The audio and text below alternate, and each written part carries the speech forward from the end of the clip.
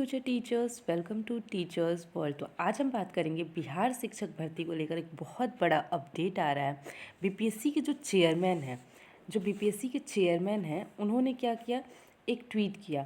आपने देखा होगा, जैसे ही ये पता चला कि बीपीएससी पेपर कंडक्ट कराएगी, वैसे ही बीपीएससी के चेयरमैन का ट्वीट लगातार आते रह रहा है। लेकिन उन्होंने क्या बताया कि सिलेबस क्या होगा और पैटर्न कैसा होगा पेपर का, और मैं आपको बताऊंगी कि कहाँ से तैयारी करें। देखिए, ये कहा गया कि 2 दिन बाद 3 दिन बाद सिलेबस आ जाएगा। अभी मंडे को मैंने भी आपको बताया था कि मंडे तक सिलेबस आपका आ जाएगा। लेकिन कैसे करें तैयारी जब तक सिलेबस नहीं आता है या फिर सिलेबस आ जाता है उसके बाद भी हमें क्या करना है, तो ये मैं आपको बताऊंगी। उसके लिए वीडियो को लाइक करके चैनल को सब्सक्राइब जरूर करें, क्योंकि यहाँ मैं सुपर टेट की तैयारी भी करवा रही हूँ। यहाँ जीके और सीडीपी दोनों की ही क्लासेस चल रही हैं। आपने अगर अभी तक नहीं देखा है तो प्लीज़ जाकर वो वीडियोज़ देख लीजिए। इसके अलावा बिहार सुपर टेट से रिलेटेड आपकी कोई भी डाउट हो तो वो आप कमेंट सेक्शन में पूछ लीजिए, मैं रिप्लाई ज़रूर करूँगी। तो चलिए स्टार्ट करते हैं। बीपीएससी के चेयरमैन का क्या बयान आया सिलेबस को लेकर। तो देखिए, उन्होंने एक ट्वीट किया। ट्वीट में ये लिखा था, मैं इसको आपको समझाती हूँ।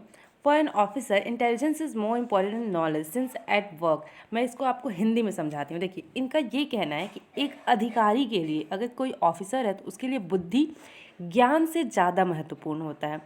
उसे नई चुनौतियों का सामना करना पड़ सकता है जहाँ उसका ज्ञान मददगार नहीं होगा, लेकिन उसके विपरीत फॉर टीचर, टीचर के लिए बुद्धि और ज्ञान दोनों ही बहुत महत्वपूर्ण होता है। एक शिक्षक के लिए दोनों महत्वपूर्ण है, क्योंकि उसे पढ़ाते समय दोनों का उपयोग करना पड़ता है, इंटेलिजेंस का भी और नॉलेज का भी।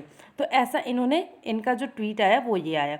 इसके अलावा उन्होंने एक एग्जाम्पल दिया, as water flows from high to low level so does knowledge. Means कि जैसे वाटर हायर से ऊपर से नीचे की ओर बहता है, वैसे ही टीचर्स का जो नॉलेज होना चाहिए, स्टैंडर्ड ऑफ नॉलेज होना चाहिए, वो क्या होना चाहिए, उनके प्यूपिल से, मीन्स कि जो बच्चे हैं उनसे ज़्यादा होना चाहिए। इसका ये मतलब निकलता है, इसका कंक्लूजन क्या निकलता है मैं आपको बताती हूँ। देखिए, उनका एक और ट्वीट आप देख लीजिए। इसका तात्पर्य यह है कि शिक्षक भर्ती परीक्षा का पाठ्यक्रम यदि वही रहता है जो पाठ्यक्रम उनके विद्यार्थियों का है, तो देखिए इनका ये कहना है कि देखिए, हम जो पढ़ाते हैं 1 से 5th तक आप ले लीजिए, 6 to 8 में आप पढ़ा रहे हैं, तो जो हमें बच्चों को पढ़ाना है हमें वही पढ़ना है।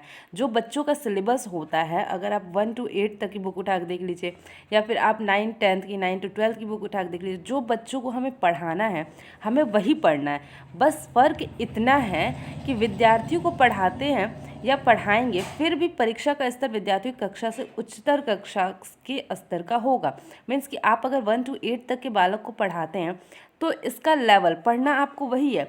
सपोज़ अगर उनके बुक में पानीपत के युद्ध के बारे में दिया हुआ है, तो उनके बुक में तो बहुत ही शॉर्ट में दिया होगा ये चीज़, लेकिन आपको ये चीज़ बहुत ही डिटेल में पढ़नी है। तो बस लेवल थोड़ा सा हाई रहेगा, अदरवाइज सिलेबस जो है वो जो हमें बच्चों को पढ़ाना है वही रहेगा। इसका इन्होंने एक और ट्वीट किया, सरल भाषा में इसका तात्पर्य यह है कि तुक्केबाजी पर अंकुश लगाया जाएगा। मीन्स कि ऐसा नहीं है कि आप तुक्का लगा के और ये पेपर क्वालिफाई कर सकते हैं। जब तक आपकी अंडरस्टैंडिंग समझ अच्छी नहीं है, तब तक आप इस पेपर को नहीं कर पाएंगे। आपकी बुद्धि, ज्ञान, सब चीज़ इसमें जांची जाएगी।